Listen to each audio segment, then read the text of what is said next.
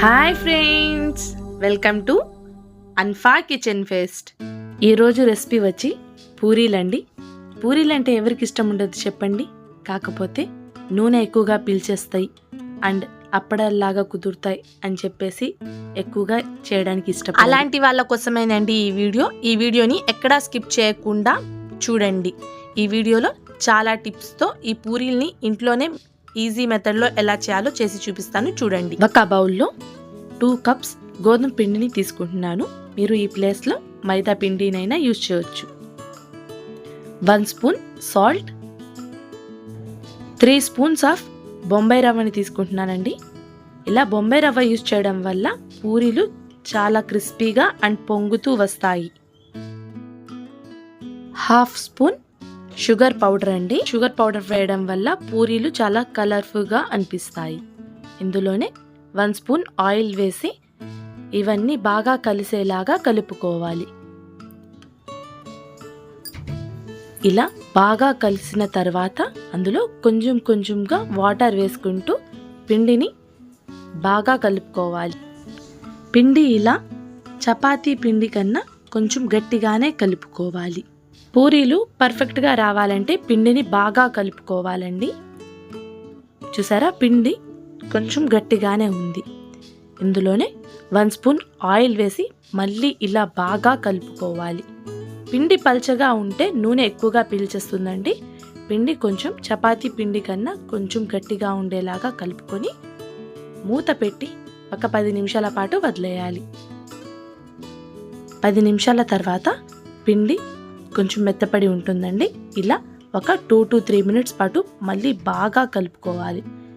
ఇలా బాగా కలుపుకున్న తర్వాత చిన్న సైజ్ నిమ్మకాయ అంత పిండిని తీసుకొని ఇలా రౌండ్ బాల్స్ లాగా చేసుకొని ఇలా ఒక్కసారి వత్తుకొని పెట్టుకోవాలి. ఇలానే పిండి మొత్తాన్ని ఇలా బాల్స్ లాగా ప్రిపేర్ చేసి పెట్టుకోవాలి. ఇలా రోల్ చేసేటప్పుడు మీరు ఎప్పుడైనా కానీ పొడి పిండిని తీసుకోకుండా ఆయిల్ తీసుకుంటే ఫ్రై అయ్యేటప్పుడు నూనె అనేది పాడవకుండా ఉంటుందండి. చాలామంది ఫ్లోర్ మీద ఆయిల్ వేసి అప్పుడు పూరీలు ప్రిపేర్ చేస్తారు. ఇలా చేయకూడదండి.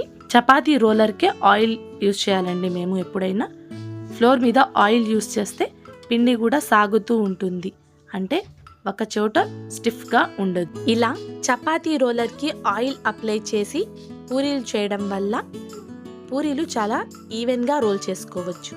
ఇదే విధంగా మొత్తం పిండిని పూరీల్లాగా చేసుకొని పెట్టుకోవాలి.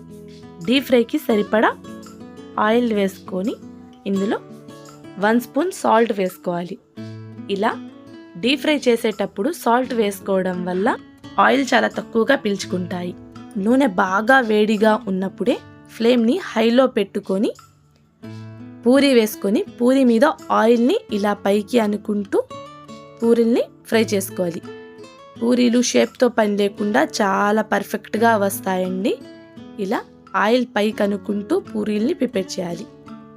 ఈ వీడియో కనుక మీకు నచ్చినట్టయితే వీడియోని లైక్ చేసి మన ఛానల్ని సబ్స్క్రైబ్ చేసుకొని పక్కనే ఉన్న గంట సింబల్ని క్లిక్ చేయండి. నేను ఇదే విధంగా ఇంకో పూరీని కూడా ప్రిపేర్ చేస్తున్నానండి. పూరీ మీద నూనె చల్లడం కుదరకపోతే ఇలా కొంచెం వత్తినట్టు స్పూన్తో ఇలా వత్తినట్టు చేసినా కానీ పూరీ చాలా పర్ఫెక్ట్గా కుదురుతుందండి.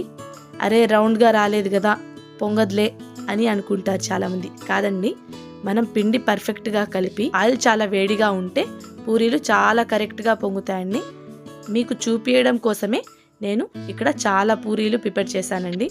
ప్రతి పూరీ కూడా చాలా పర్ఫెక్ట్గా పొంగుతాయి. ఈ పూరీలో ఆలూ కర్రీ కూడా తొందరలోనే పోస్ట్ చేస్తాను, డెఫినెట్గా చూడండి.